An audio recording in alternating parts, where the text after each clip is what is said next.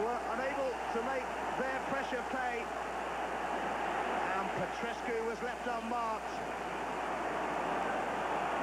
to tuck away Dennis Wise's cross. And Chelsea will most definitely settle for that, thank you very much.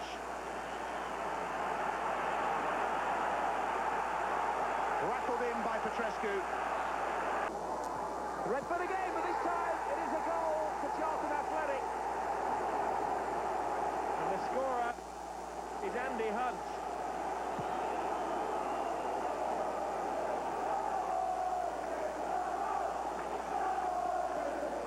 Salah, the all-action Danny Mills. If he sees a bit of space, he'll sprint into it. Red card. Caught by Carlton Palmer. Now Beattie, this is the kind of ball he likes. He likes a long striding run, and his shot is blocked. Austin's out in a goal-scoring situation. Well, it was a handball there. The referee allowed him to get away with it, and Austin let him off by flummoxing the shot.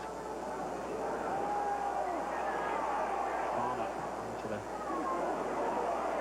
throws a sloppy stop as the goalkeeper misjudges, and boy was he bailed out by Danny Mills.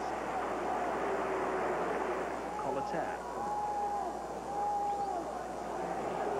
Hughes. Austin Stamp can't direct it. Dodd. Loki to Colater. Finds one in. Oh, the goalkeeper's lost it. A dreadful, costly mistake from Sasha Ilic. More of a grass cutter than a cannon of a shot. And it slipped through the buttery fingers of Sasha Ilic. Ashlul. Skillful player. Hughes, we know all about him. This is Dodd. All pressure, and it's an overhead kick, and Ilic has lost it completely. And, well, just about recovers. There's still life in the old dog yet.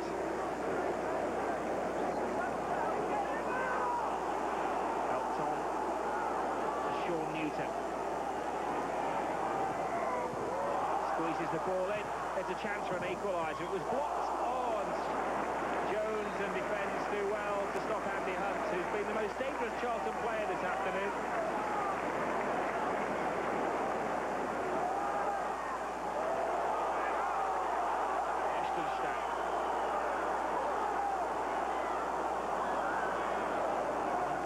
Team heading for a 13th game in all competitions without victory. To Ostenstad, depleted Southampton side, but there is still a lot of experience in that. And the goal scorer, this man, Cashlul, plays it into Ostenstad, who tiptoes his way through, and the Saints certainly are alive. James Beattie makes it 3-1 with a final kick of the game.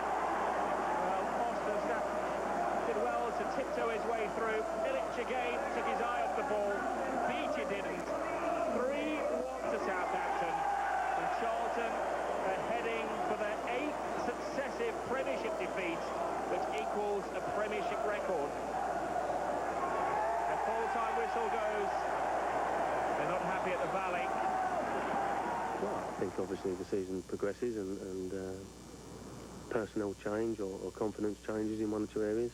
You know, Davies just managed to pick 2 wins up now in the last 3 games, which is a big help when you're in our position. And the big difference is that we're getting hurt at both ends.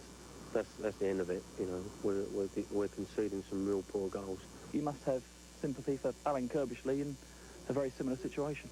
He's my mate, and so is Merv, and you know, in football, you got a lot of friends, and it's a sad business also that on the day, you know, you want the 3 points and that friendship stuff. So we'll have a beer together now. And he's just got to keep his head up, and you know, he knows what it's all about. I don't need to tell him anything. We're all down there. We're all, you know what we've got to do, and I can't say that I want him to do it, but he's a good friend of mine, and I'd like the both of us to get out of it, but that's in a perfect world.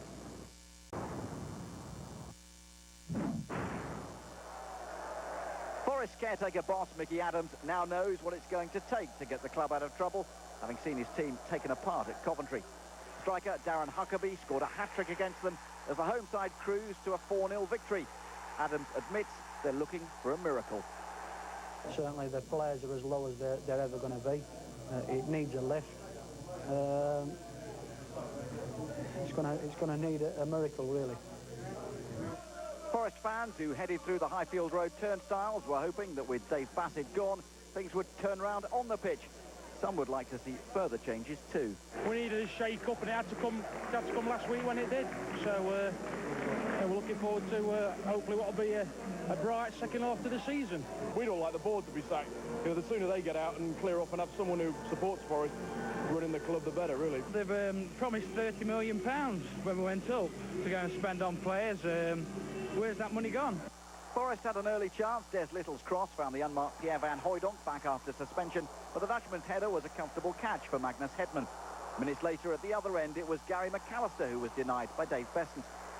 Van Hooijdonk has scored some spectacular goals from free kicks. This one, midway through the first half, had Hedman scrambling to get the ball away. But the warning signs were there for Forest that Huckabee could be the danger man. But this good run finished with the ball rebounding off the post. John Aloisi had a great chance when McAllister's corner found him at the back post, but somehow he put the ball back across the face of goal.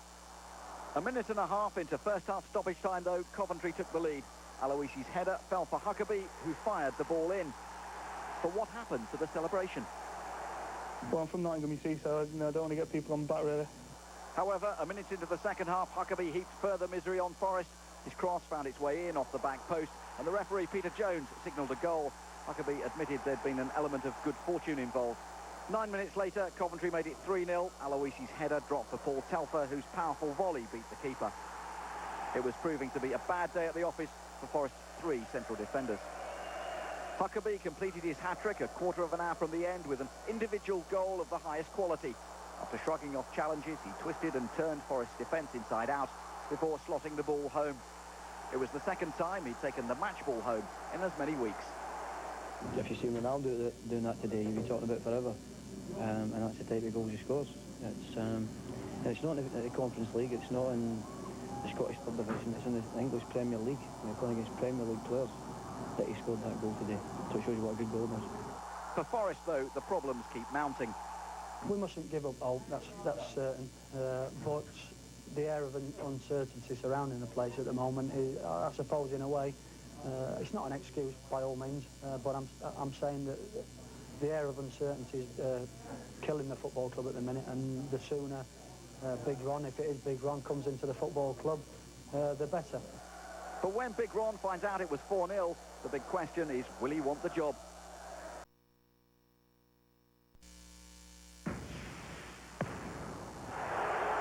Blackburn is still unbeaten under Brian Kidd, despite playing most of their match against Leeds with 10 men.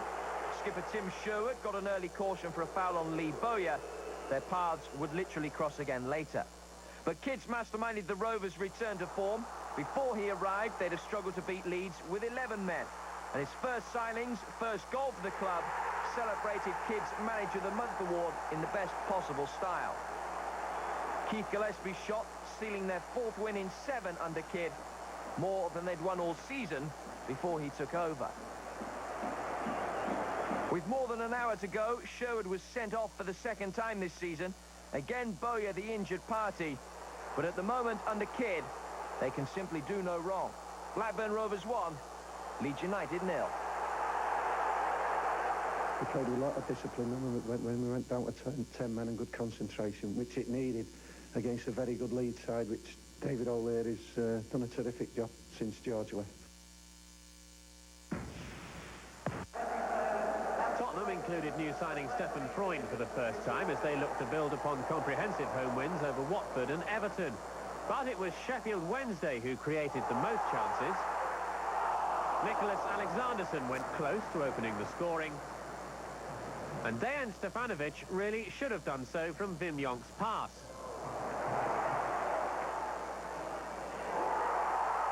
A glorious opportunity. No wonder he hid his blushes. Benito Carboni was at the heart of most of Wednesday's play. Stefanovic set him up for a shot which was heading towards goal until it was blocked by Sol Campbell. December's Player of the Month, David Ginola, showed his creative side to set up a chance for Stefan Iversen. But Ginola then enraged the home supporters, who saw this tumble in the area as a dive. Referee Gary Willard, well placed, didn't award a penalty, but didn't perceive it as a deliberate attempt to gain a spot kick either. In the second half, Ginola's cross nearly resulted in a goal for Iversen. Emerson Tomei with the clearance. While Wednesday's Petter Rudy couldn't find a way past Walker from distance. Sheffield Wednesday 0, Tottenham 0. Everton have had 7 goalless draws at home now, but had to thank Thomas Myra for their latest. The Toffees keeper denied Emil Heskey, and his opposite number, Casey Keller, had to be at his best to stop Everton Cup hero Ibrahima Bakayoko scoring what would have been just their 4th league goal at Goodison all season.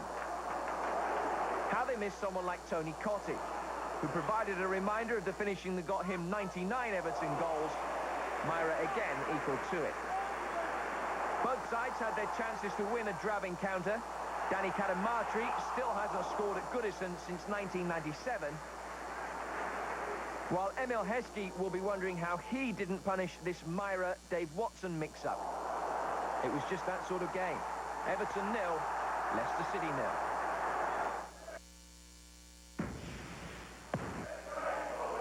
The last 4 matches between these two sides have finished 0-0.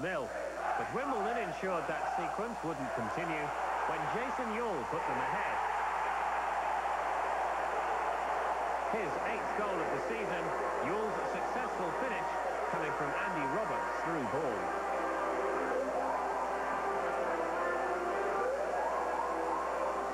Derby equalised midway through the second half. Tony Dorigo's free kick met by Paolo Wanchope. The Costa Rican on target on his return after suspension.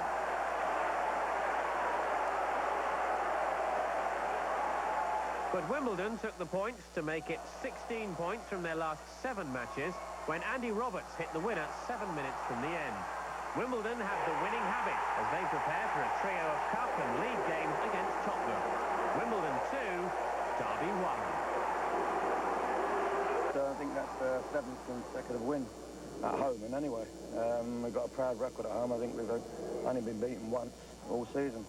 It was a hard-fought win, considering that we had to make so many changes and make do back 4.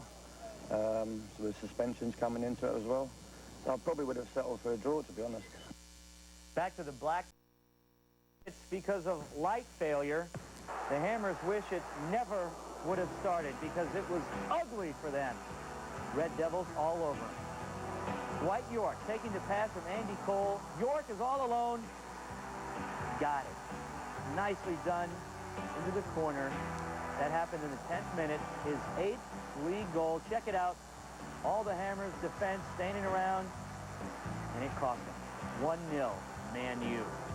Then later, Andy Cole. He's there again. After the shot from Nicky Butt hit the post, Cole cleans up the mess. 40th minute goal, his 7th. West Ham defenders just kind of stand around and watch. And Man U took full advantage. Here we go again. This time role reversal. Andy Cole, the pass from Dwight York.